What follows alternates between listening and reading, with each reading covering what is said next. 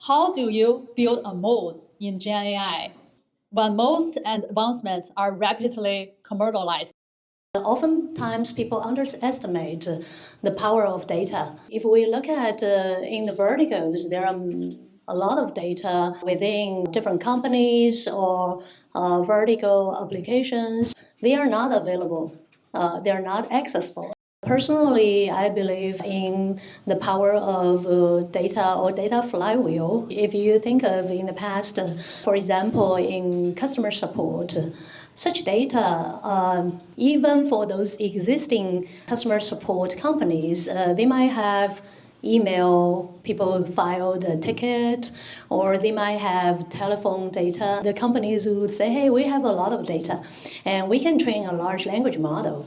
But if we look at Gen AI or AI agent applications as of today, the way of users interacting with your AI agents will be very different than how they are waiting on the phone call or they are filing an email ticket and patiently waiting for 24 hours or 48 hours for a reply.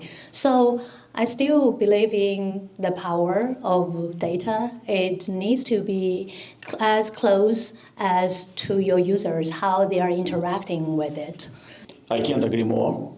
When we speak with the financial folks, specifically with big banks, people believe in that those additional data they have and they can fine-tune or use as a RAG for whether or not that could be like open source model like Llama or for companies like OpenAI and Anthropic is the biggest competitive advantage for them. This is the evidence that market goes in two different directions at the same time. And this is kind of the most interesting thing in AI market that we are witnessing right now. I'm talking about the open models like Meta, Llama, and from the other side, like OpenAI and Anthropic, right, who are playing absolutely different game. Data and the vast amount of data is what can make Llama more powerful over the time. Yeah, I think one idea that both Michael and Ja alluded to is the idea of a data flywheel. There's actually two components to the data flywheel. Most people think about a data flywheel as if it's just one thing, which is data. Like the more data you have, the more of a data flywheel you have. It's actually two things. It's data and the speed of integrating that data into your product. And that's why startups often win against incumbents, even when incumbents have more data than startups, because startups are able to integrate that data and improve much quickly, much faster than incumbents.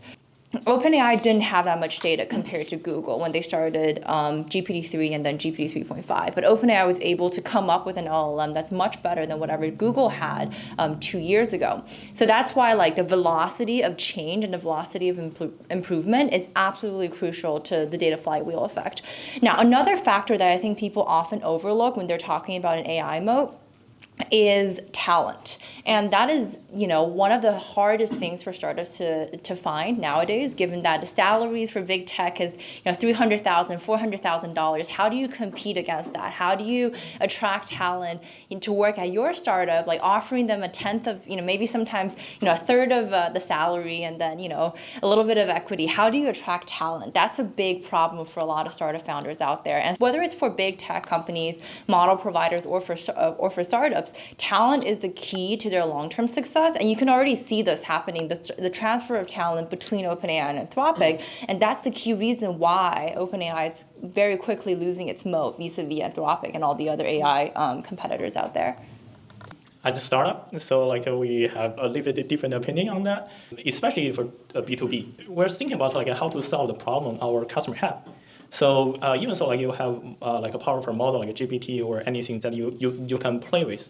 So the enterprise customer not here to buy product to play with. They want to quantify your return on investment to save people's time, to reduce manual work, or increase their pipelines to allow them to make more money. Identify those problems your customer have, and then provide your specialty to solve those. Essentially, would be the first mode for startups.